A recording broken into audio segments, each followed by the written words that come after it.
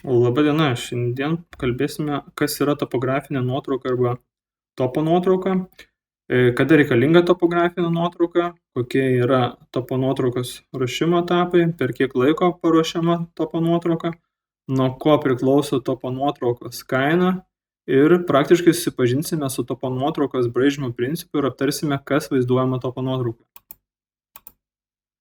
Taigi, kada reikalinga topografinės nuotraukos? Tai prieš pradedant projektuoti ir rekonstruoti pastatus. Verta būtų paminėti, kad ne visiems pastatams, ypatingai nesudėtingiams, reikalingi projektai ir tuo pačiu topo nuotraukos, tai jūs turėtų nukreipti jums projektuojantis architektas. Prieš inžinerinių tinklų projektavimo darbus, tai kai norite įsivesti, tarkim, dujas, elektrą, vandentiekį, kurie jungiasi prie miesto sistemos, dažniausiai rengiami projektai ir projektuotojai greičiausiai nukreips jūs dėl topo nuotraukos.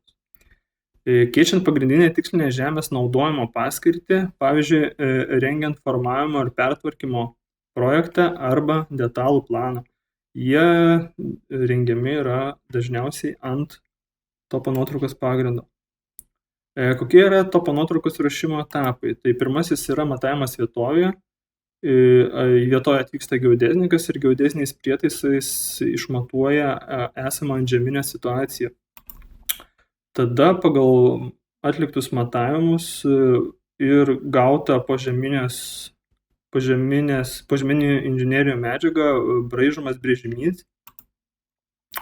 Galutinis etapas yra derinimas su institucijomis prižiūrinčiomis topo nuotraukoje esamus arba galimai esamus tinklus ir galiausiai suderinimas su savivaldybe. Tai reiškia, parengtas brėžinys siunčiamas arba fiziškai pristatomas į derinamas institucijas ir jeigu yra kažkokių tai netitikimų, topo nuotrauka yra taisoma. Galutinis derinimas yra su valdybe. Kai visos institucijos jau suderina, tada suderinta topo paliekama savivaldybėje. Per kiek laiko parašome topo nuotrauką?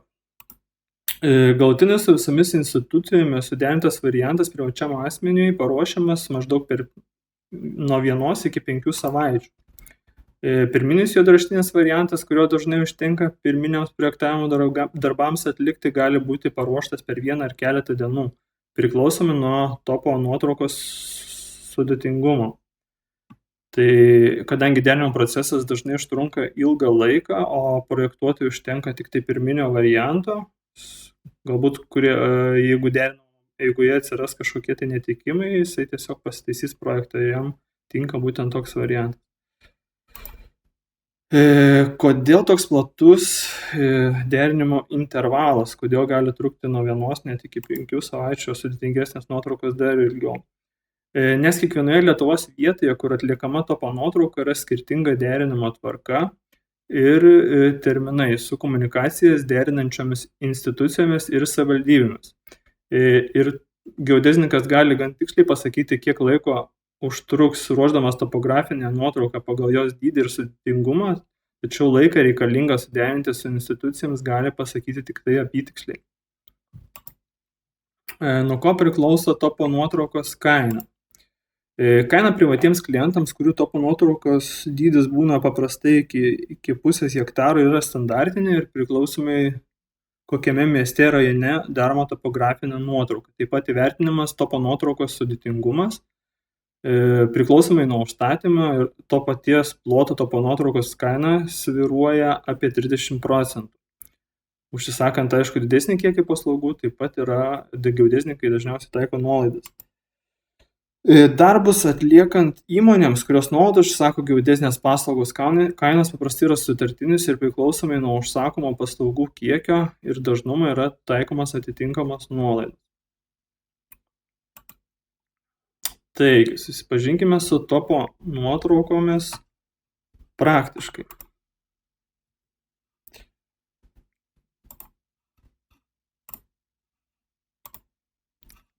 Taigi, geodėzininkas nuvykęs į vietovę, matote, kad vaikšto su kažkokia antena, tai bus GPS imtuvas. arba stovi su triko ir kažką filmuoja, tai žinokit, kad jie tiesiog matuoja vietovėje esančius objektus, kurie bus reikalingi topo nuotraukos planui parengti. Ir štai gaunami taškų debesėliai. Kiekvienoje vietoje buvo matuota kažkokiu tai geodeziniu prietaisu ir atliekamas topo nuotraukos braižymas.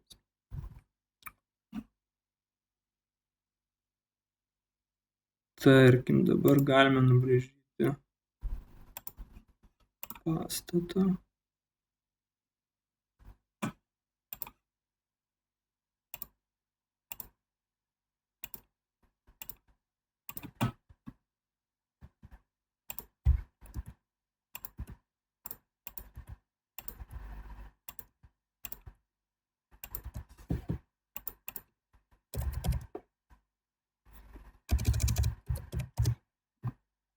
Nubraižime pastatą.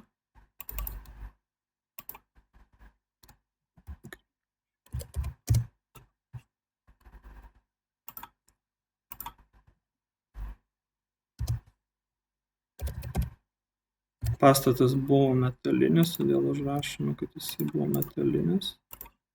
Kadangi dydis netinkamas, pakeičiame.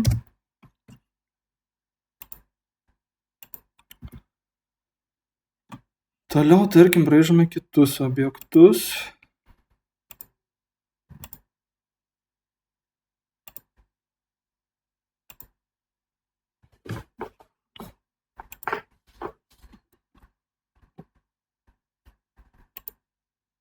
Taip, čia būtų kitas pastatas.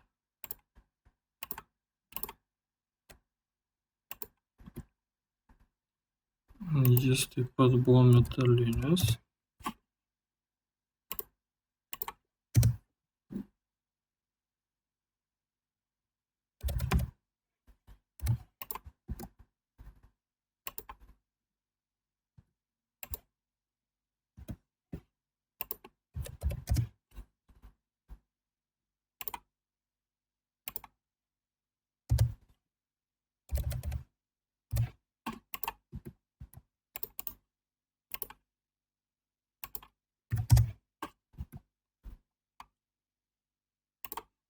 Pasukam pagal ašį.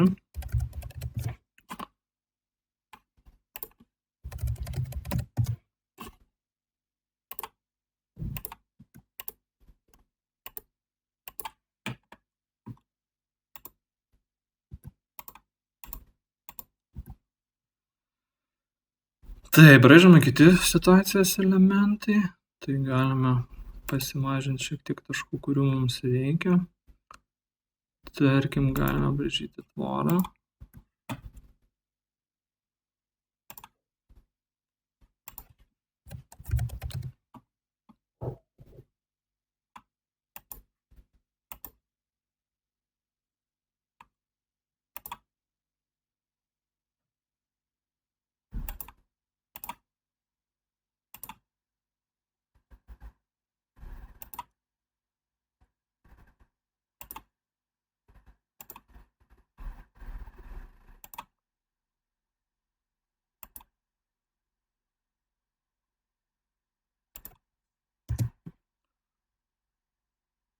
Štai nubraižime tvorą. Ir dar nubraižysime elektros stulpus.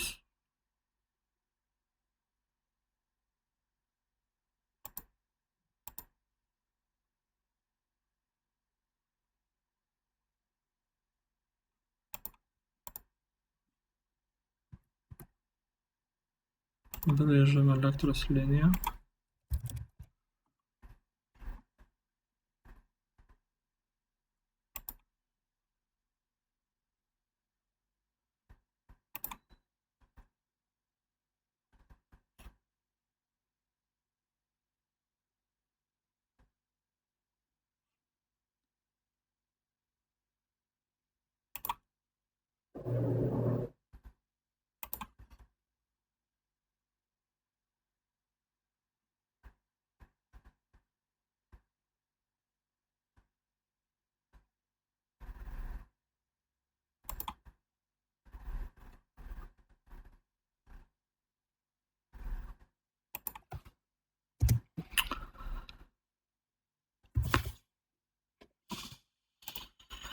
štai tokiu principu atliekamas pats braižymas.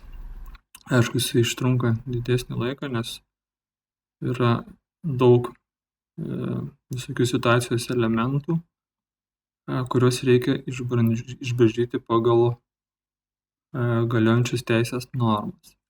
Taip pat būna, kad suvedami yra atributiniai duomenys, tai būna medžiaga, diametras ir panašiai, visą tai užtrunka.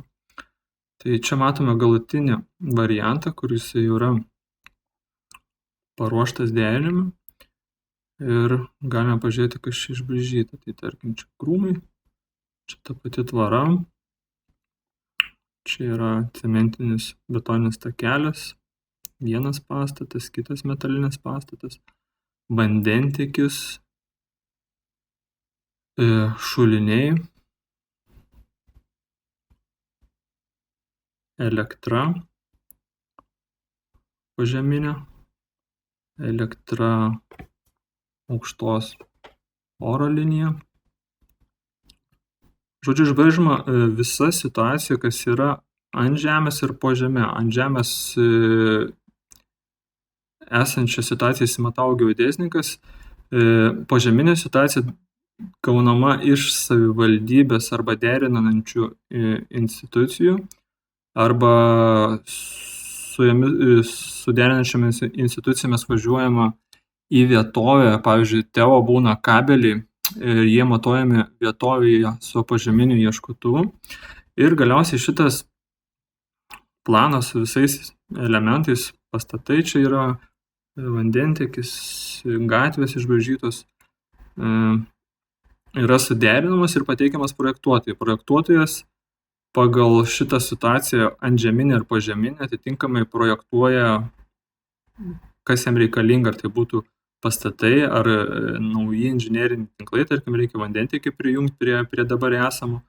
Jisai pagal šitą situaciją suprojektuoja, atsižvelgia į saugos zonas, į mažiausią žalą aplinkai ir tam būtent reikalingos nuotraukos. Čia, jeigu kam dar įdomu, čia yra šlaitas, medžiai, medžių eilė, elektros stulpai, elektros dėžutės, vamzdžių diametrai.